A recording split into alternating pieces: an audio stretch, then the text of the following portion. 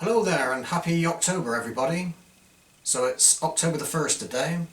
So I'm going to be talking about fiberglass resin, and I'm going to talk about my process of using laminating resin to make moulds and also casts.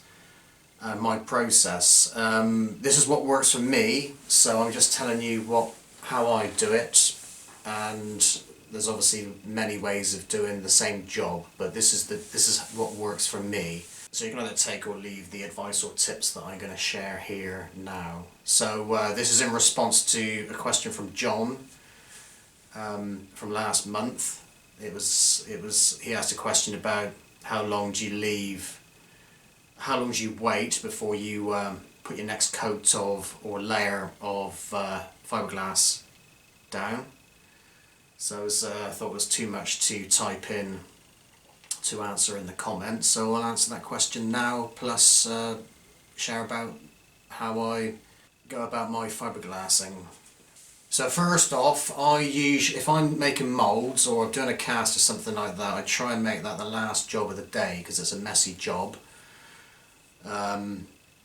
So I'll do one layer for the last job of the day, and then I'll wait the night, and then I'll put the next layer on once that is kind of set and cured pretty much.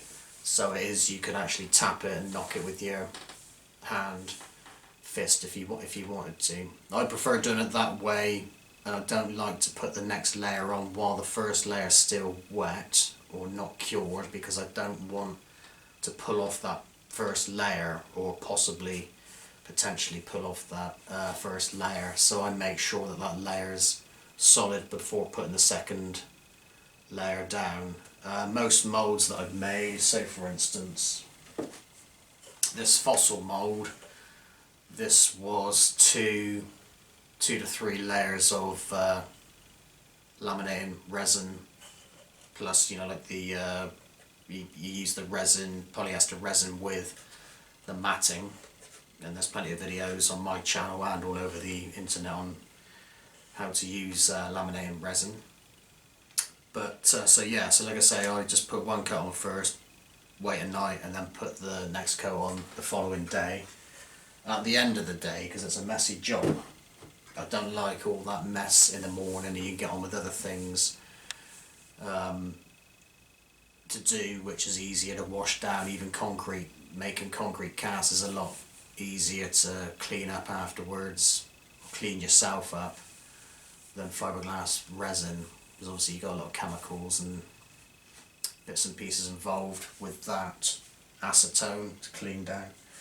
So same again, like with here's a cast, there's a fish cast here, which was there's a video also on the channel, videos, and this was using gel coat for our first very thin sort of veneer coat, which brings out the detail, and this is a fish cast. Same process again. I'll put one coat down at the end of the day, leave it, and then put another coat down the next day, and so on.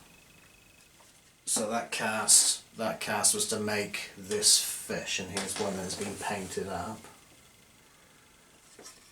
And there's the back. There's no mounting board in the back of this one. I put a mounting board in the back of the other one, which obviously needs to be cleaned up, filed down, cleaned up, and then a paint job applied to that cast also. This one needs finishing off. This has been lying around for a while now.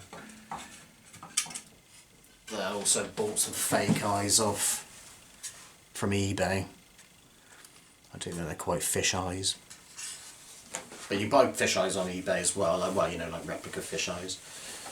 So that's that. So like I say, there's plenty of fiberglass videos on the channel, mould making and casting with gel coat also. There's a lot of other people that got more experience than me and use different types of laminating resin in different grades. I tend to stick to a general grade of fiberglassing, but you check out boat builders on YouTube, mould makers, and all kinds of folks that use laminating resin.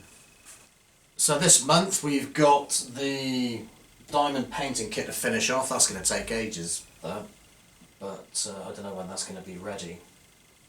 But there'll be a video of that coming up soon. That might even be November, December, the way it's going, because it's a lot of work. We've got some concrete casts to unveil, so we'll be unwrapping those from the casting that we did last month, and some other videos also. So I've got my list. I can't remember what's on the list now, but there's some other different bits and pieces, and we'll start some paint effects videos also, painting concrete casts, basic washes, and maybe more elaborate paint jobs. So anyway, that's it for now, and hope everybody's well and coping with what's all going on at the moment.